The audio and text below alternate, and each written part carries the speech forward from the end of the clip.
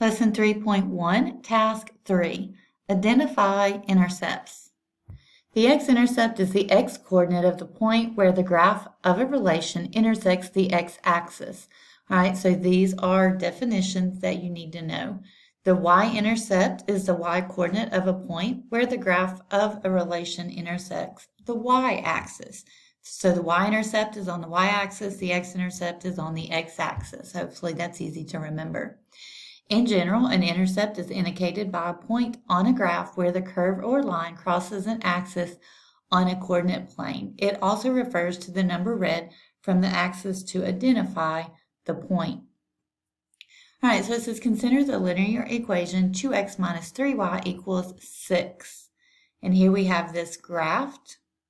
And you can see when one of the variables is 0, the other variable can be found as shown. So when you substitute 0 in for x, you can solve for y. So if I plug 0 in, okay, we know that 0 is going to fall on the y-axis, so this is going to be our y-intercept. So if I plug 0 in, 0 times anything is 0, and then I can solve for y. Divide both sides by -3, y equals -2. So 0, -2 is my y-intercept. I can do the same thing with my x-intercept. I can substitute a 0 in for y. Anything times 0 is 0. And then divide each side by 2, x equals 3. So if x is 3, x and y, always an ordered pair, x then y, 3, 0 is my x-intercept. And you can see that they have substituted these in and showed the steps here. I kind of did it in my head, but this is if you work it out and see what that is. All right, so it says the calculation for y equals 0 corresponds to the point where the graph crosses the, right? So again, if you look, here is y is 0. This is my x and my y. This corresponds to the x-intercept, or the x-axis.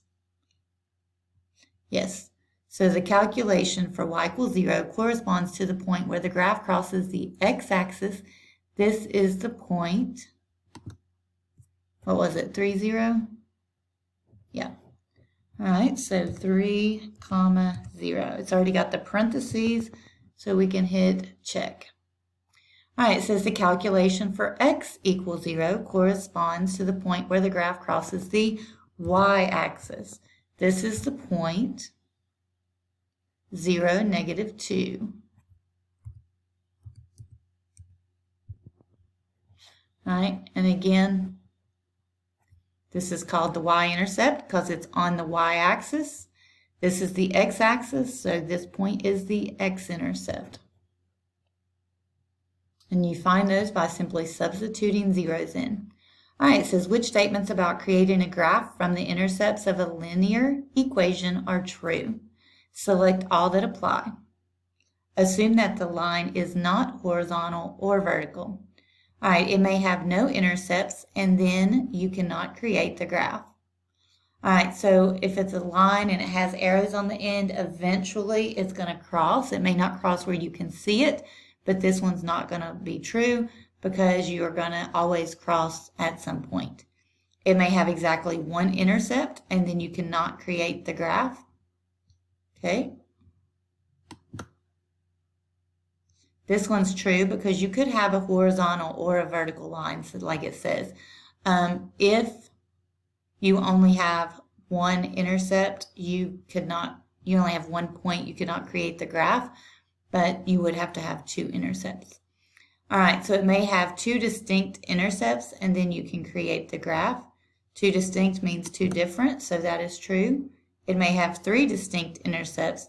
So a linear equation is never going to have 3. It's only going to have 1 or 2. All right, that's all for task 3. If you have any questions, let me know. Lesson 3.1, task 4. Use slope and intercepts to categorize lines. You have seen linear equations of the form ax plus by equals c, where a, b, and c are non-zero real numbers.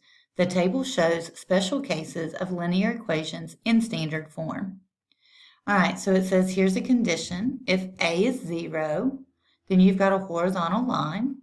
If B is 0, you've got a vertical line. And if C is 0, the line goes through the origin. So we're going to look at cases similar to this. Okay, so you can see if A is 0, that means Y is going to equal C over B.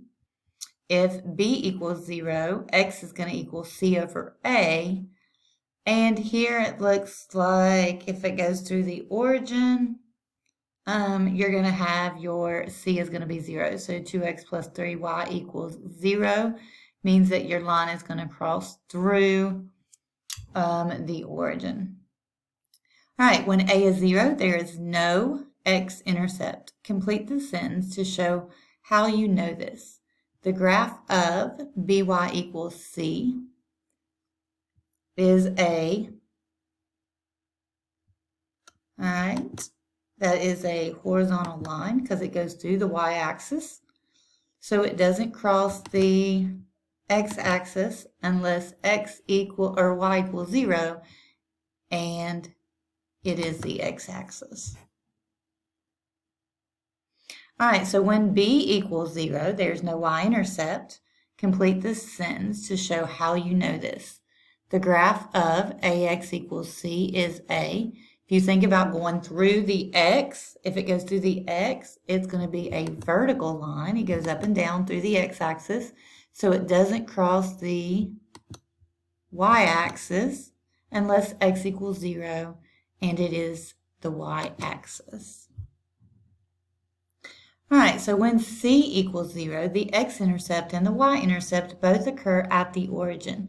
Complete the sentence to show how you know this. All right, so if x is 0, and ax plus by equals 0, and a and b are non-zero, then y equals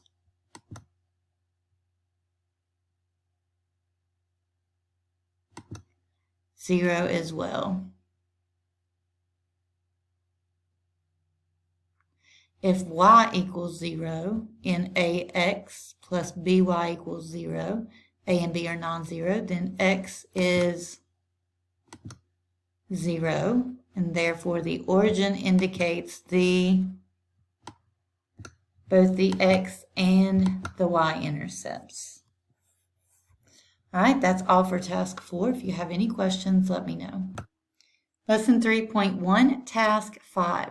Use linear equations to model real-world situations. When you use a linear equation in standard form to model a real-world situation, you should pay close attention to what the variables represent. In many situations, the variables can represent only non-negative numbers. In some cases, the numbers can be real, but in other cases, the numbers must be integers. Gary is making punch to serve at his party. The recipe calls for mixing lemon lime soda and cranberry apple juice in no particular ratio. Gary can buy lemon lime soda for $1 per liter and cranberry apple juice for $1.50 per liter. He wants to spend $9 on the ingredients used in the punch. What are some possible amounts of the ingredients? All right, use a verbal model. Let X represent the amount in liters of lemon lime soda and let Y represent the amount in liters of cranberry apple juice. Which statements about X and Y is true? They can be any real number. Well, can we have negative number of liters for cranberry juice or the other? No. So this will cannot work. So it says they can only be non-negative real numbers. They can only be whole numbers. Well, they don't necessarily have to be whole numbers because they could be part of a liter, but they do have to be non-negative.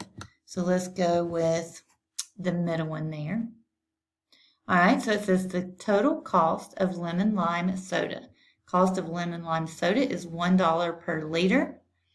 And lemon lime soda, we're going to let represent X, or let X represent lemon lime soda. Then we're going to let $1.50 for cranberry apple juice times Y. And together, those have to equal $9 because that's how much you want to spend. So 1X plus 1.5 times Y equals $9. This is our linear equation to represent this situation. So that gives us X plus 1.5y equals 9. And the reason they write x, because if you have one x, that 1 is assumed to be there. Okay, if there's no coefficient, it's assumed to be a 1. All right, so identify the possible solutions. Draw the graph of the equation in quadrant 1 because only non-negative values of x and y make sense in this situation. All right, so the graph shows 5 possible solutions. For instance, the 4.5 and 3 represents using 4.5 liters of lemon lime soda at a cost of $4.50 and 3 liters of cranberry apple juice also at a cost of $4.50 to make the punch. All right, so 4.53, we look down here, 4.53 is the point on that line there, okay? All right, so it says complete the sentence. Another possible solution is 1.5. All right, so if this is 0, 2, 1.5 would be halfway in between 1 and 2, and that would be at 4, because there's 4 and 6, so this would be 5. So you can use the graph to find that, or you could also plug it into the equation to see what it works. So x equals 1.5.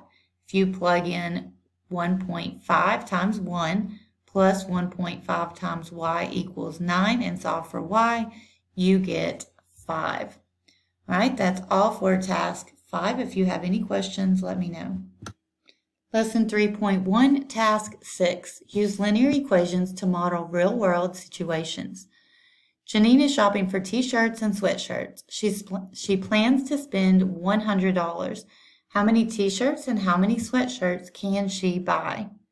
All right, so you can see here the t-shirts are $10, sweatshirts are $20. It says use a verbal model. Let X represent the number of t-shirts and Y represent the number of sweatshirts. Which type of numbers can X and Y be? Any real number? No, it can't be fractions and it can't be negative. Any non-negative real number? No, still can't be fractions because you don't want half of a t-shirt. So it has to be any non-negative integer.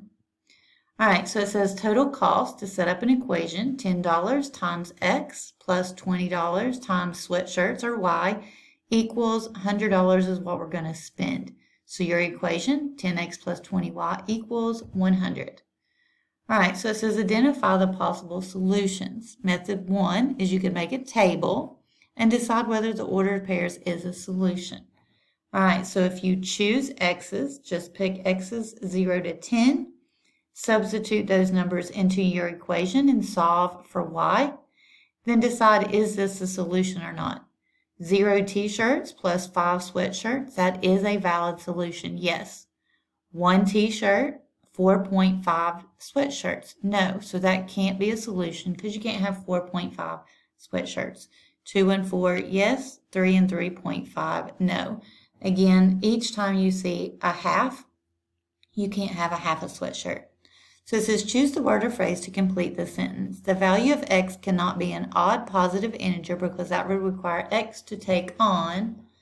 All right, so when these numbers are odd, 9, 7, all the way up through here to 1, odd numbers. When the x value cannot be an odd positive integer because that would require x to take on